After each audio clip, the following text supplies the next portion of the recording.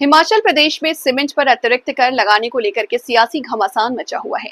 मुख्यमंत्री सुखविंदर सिंह ने विदेश दौरे से लौटते ही भाजपा पर हमला बोला। मुख्यमंत्री सुखविंदर सिंह ने प्रधानमंत्री पर निशाना साधते हुए कहा कि प्रधानमंत्री मोदी ने 1500 करोड़ देने की घोषणा की, लेकिन एक भी पैसा अब तक नहीं मिला। अब इस पर नेता प्रतिपक्ष जयराम ठाकुर ने पलटवार किया है। उन्होंने सीएम सुखविंदर सिंह को प्रधानमंत्री को गाली न देने की नसीहत दी। जयराम ठाकुर ने कहा कि मुख्यमंत्री विदेश दौरे से वापस लौटे, उनका स्वागत है, लेकिन आने के बाद प्रधानमंत्री को गाली देना सही नहीं है। उन्होंने कहा अगर केंद्र को सब कुछ करना है तो मुख्यमंत्री को सरकार छोड़ देनी चाहिए। केंद्र ने मदद करने के लिए अपनी कमिटमेंट दिखाई है। हिमाचल बनने के बाद में पहली बार कोई प्रधानमंत्री आपदा की घड़ी में आए और आपदा का जायजा लिया, आपदा प्रभावितों से मिले और 1500 करोड़ देने का ऐलान किया। जयराम ठाकुर ने कहा कि उन्होंने देश के प्रधानमंत्री को बहुत हल्के में ले लिया। टिप्पणी करना मुख्यमंत्री की आदत बन गई। मुख्यमंत्री अगर पूरी उम्मीद केवल केंद्र से लगाए बैठे हैं तो उन्हें सरकार में रहने का कोई नैतिक अधिकार नहीं है।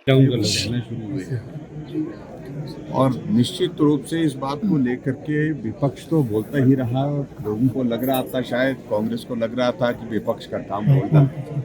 अब तो उनके अपने ही बोल रहे हैं और खुल करके बोल रहे हैं, व्यवस्था परिवर्तन की धज्जियां उड़ा रहे हैं। इसलिए मुझे लगता है कि ये वर्तमान सरकार को, सरकार के मुखिया को अपने ही लोग अब आईना दिखाने के लिए काम में जुट गए। सर, मुख्यमंत्री ने विदेशी दौरे के बाद वापस, देखिए, एक तो मुख्यमंत्री को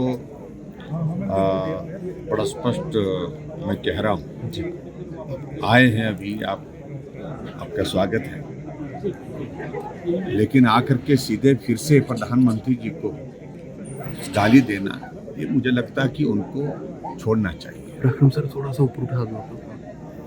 केंद्र ने ही अगर सब कुछ करना है बस। हाँ, तो मेरा सुझाव है ये प्रदेश सरकार छोड़ दे, उचित रहेगा। केंद्र ने मदद करने के लिए अपनी एक कमिटमेंट दिखाई है। जब से हिमाचल बना है, हिमाचल प्रदेश में पहली बार आपदा की घड़ी में कोई प्रधानमंत्री प्रदेश के अंदर जायजा लेने के लिए आए, आपदा प्रभावित लोगों को मिले और 1500 करोड़ रुपए देने का, मदद का ऐलान करके गए। आज से पहले तो कोई आया नहीं। मुझे लगता है कि बहुत हल्के में ले लिया है ने देश को, देश के प्रधानमंत्री को, जो टिप्पणियां करने की एक आदत सी बन गई है। अगर प्रदेश सरकार की मंशा यही है कि जो कुछ भी करे केंद्र करे, तो मैं बड़ा स्पष्ट कह रहा हूं कि तो कोई नैतिक अधिकार उनको सत्ता में रहने का नहीं है। सर, ओपीएस को बदल, मंत्री कुल मिलाकर के बेचारे खज्जल हैं। अभी मैं कुछ ज्यादा बोलना नहीं चाह रहा हूँ।